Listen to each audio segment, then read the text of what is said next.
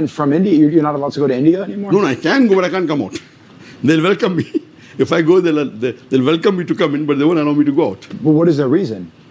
The reason basically is because of my popularity. Is that what they say? It is not because I'm popular only in Muslims. That's not a problem for With them. Hindus? I'm popular among the non-Muslims, and their vote bank is trying to bring division between Hindu and Muslim. And my talks get unity between Hindu and Muslim. So after I left the country, Modi, the Prime Minister, sent an emissary to me to try and bring Modi, right? He just said, Modi, did you see the speech? He said, India's the motherland and Israel's the fatherland. You saw this? This is like the Prime Minister. So they want me to come back, and they said, we will give you everything, we'll give everything, we'll support you. But of course, I'm not there for money, I'm not there for any status. They wanted me to support Kashmir, what they did in Kashmir. I said, I cannot do that, I cannot support your wrong activities. Mm-hmm. So they basically want to use your influence for political gain? Of course, yes. Because and they like division. If someone uses for a good cause, I have no problem, but not for the cause which is haram, like they are doing such a wrong deeds to the Muslims, and so because of that I did hijrah. And of course when I did hijrah, my activities increased more. MashaAllah. So my staff may have reduced, but my activities has increased a lot in terms of politics, in terms of meeting, in trying to help other people. Previously it was pure dawah. Mm-hmm. Now we try and help the Muslim countries, try and meet each other. You touched on an idea that I think a lot of Americans are starting to realize, is that division is intentional to keep the people divide and conquer, right? Divide and conquer, divide and rule. Can you explain that idea? How did you come to realize that unity is something that they intentionally don't want us to have? No, because if you see the history of India, if you know Muslims, then they ruled India for about 800 years. Right. India was the most powerful country in the world at that time. If you see from the 15th, 16th century. And in the 16th century, when Aurangzeb was the ruler, India had 25% GDP of the full world, more powerful than America in terms of money. Which year? 16th century. Okay. 16th, 17th century, 1630. At the time of Akbar and Aurangzeb, India was the highest. So 25% of the full world GDP was from India. From spices, right? Spices or other, many things, gold and jewels and everything. And then the British Britishers came, they came to do business as a businessman, and they cheated. Yeah. And they had their own army, and they ruled, and they brought a division between the Muslims. So at the fault of Muslims also, they were divided, and they started, bribing the people, and that's how the division came. And previously in India, Hindu Muslims were very united. Even at the time of Mughals, there was no division between religion. So Aurangzeb and Akbar had Hindus who were the army general, and Shivaji had Muslims who were the army general. So it was common. There was no fight. There was political fight between the kings, but not because of religion. So when the Britishers came everywhere in the world, they divided and they ruled. So then they took all the wealth of India, sent it to UK, and they started taxing, and all that's how, and the GDP of India completely went down. After they left, then again India is down. Mm-hmm. So in that terms, India was a very powerful country. So then we realized everywhere the major problem that the Muslims are facing now is because of disunity, number one. And of course, number one is going away from Quran and Sunnah. If you see history, from the 8th to the 12th century, the Europeans called it the Dark Ages.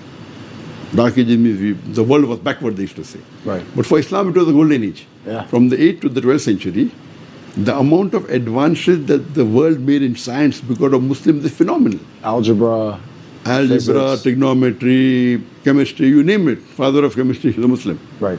Jabir ibn Hayyan, trigonometry, Al-Biruni, Avicenna, you name it there. So if you had to learn, if you had to be a scientist, you had to learn Arabic, compulsory. And Baghdad was called the House of Wisdom, Baitul Hikmah. It was the biggest library in the world. So all the resources of research was in Baghdad. In Baghdad. Iraq. Baghdad, yes. Yeah. Oh, India came later on. India Muslims came later on. Right. So that time we had the Khilafat and we had the Muslims in India. That's the Mughal. So both put together, economically India was strong. Military, the Khilafat was strong. So both put together, we were like untouched. Like no one couldn't get it. Then they brought all this fitna, and then they brought division. Then the Muslims started fighting among themselves, and some of them deviated from the Quran. They started going after luxury, after alcohol. So that's how you found the downfall of the Muslim caliphate. And then the Britishers, they came and they brought a division between the Muslims in the Middle East, and you know what's happened. All this happened because of that. So can you be our next caliphate? Sorry? Yes. No. I'm not fit for that. Oh. For that, you require a more qualified person. But of course, we can always pray and ask people to. But the Quran says that, inshallah, before the end of the world, the caliphate will come back. The Mahdi. Mahdi will come, of course, inshallah. He'll come, and then, of course, the Khilafat also will come. So we're waiting for that time. So Do you think that this is the start of the end of times? yes, but MashaAllah. see, because there are signs for the end of the world, there are minor signs and major signs. Minor signs are many. In my Facebook post, I mentioned about 87 minor signs, and major signs are 10. Some have said 100, some have clubbed together. So one of the earliest signs was the coming of the last and final messenger. When Prophet Muhammad was born and he became a messenger, that was the earliest sign for the end of time. Right. But end of time is near. We don't know whether it's 10 years from now or 1,000 years or 10. We don't know. So no one knows when it will come. But the signs of the end of world have already started from the time the Prophet came. You know? Because he's the last messenger. Out of the minor signs, majority have already been fulfilled. There are 8 few pending. So then, but how long will it take? We don't know. Then the 10 major signs are there. When that starts coming, the Isa alayhi salam will come, Mehdi alayhi salam, all these are there. What are some of the signs that have occurred recently? There are many. The For Burj example- Khalifa, for example, is this one? No, the building of Burj. The Prophet said before the end of time, the Muslim will compete, the Arab from the desert will compete each other with building tall buildings. Right. So that was Burj Khalifa, I think was made in 2014 Yeah. or something like that. 2014. So Burj Khalifa there. Then you have second tallest in Malaysia, Mardaka. So the Muslims, and then they say that women we wear dress, which are though they're not wearing dresses, transparent. So all these, there are many signs. The masjid. So a sign of the end of world doesn't mean it's something which is wrong. No? Right. Most of it may be wrong. Like coming of the messenger, it's a good point. So sign of the end of the world doesn't mean it's a bad thing. Right. Most of it may be bad, majority. But coming of the Prophet is not bad. You understand, no? So for example, they said the mosque would be, would be decorated elaborately. And you find the mosque. So there are, so most of the minor signs, maybe about 75% are done. So as you just spelled out, one of the major faults of the Ummah and why we don't have a caliphate right now is because of division. Definitely. What can we do to do our best to bring more unity right now? And this is why you've been banned. You've been shadow banned and banned from governments because of unity. And I think we now see how important this is. What can we do to bring unity right now? The reply is in the hadith of the Prophet. Muhammad sallallahu alaihi wasallam, our beloved Prophet, said in Sunan Abu Dawud, volume number 4, hadith number 4297. The Prophet said a time will come where Muslims will be pounced upon. All would jump on the Muslims as how they jump on the food. This is happening right now. So then the Sahaba asked, will the Muslims be less in number? The Prophet said, no, Muslims will be in large numbers, but they'll be like froth.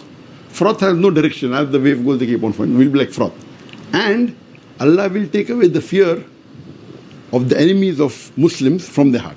I mean, the enemies of Muslims who would normally fear Muslims, the fear would be taken away, and Muslim will have wahan. So the Sahaba asked, what is wahan? The Prophet said, Hubbul dunya kahratul maut. The Muslim will love dunya and they will fear death.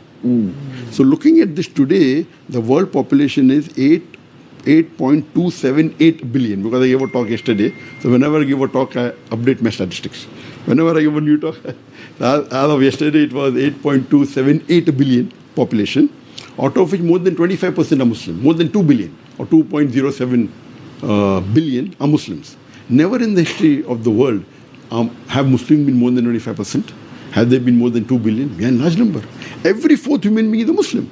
But you look at the Muslims, we are in a terrible state. We have been kicked around, we have been humiliated, we have been kicked like a football. Why? You see we have a minority, whether it be China, in the Xinjiang area, whether it be in the Rohingyas in Myanmar, whether it be Muslims in India, whether in Muslim countries, whether it be Yemen, they're fighting among themselves, in Sudan, in Afghanistan, Palestine, they're attacking. What thing we are doing? Now Iran. Iran, And I gave a everywhere. talk that if all It's a the great Muslims point. get- 2 they billion, all- but no unity.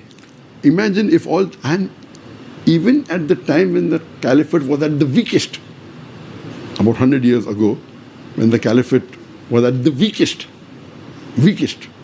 At that time also we were strong. Because they were afraid.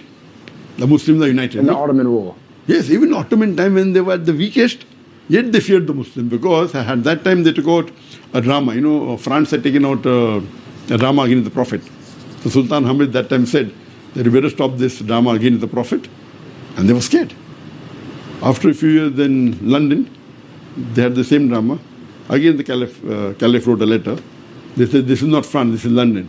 He said, you don't know us.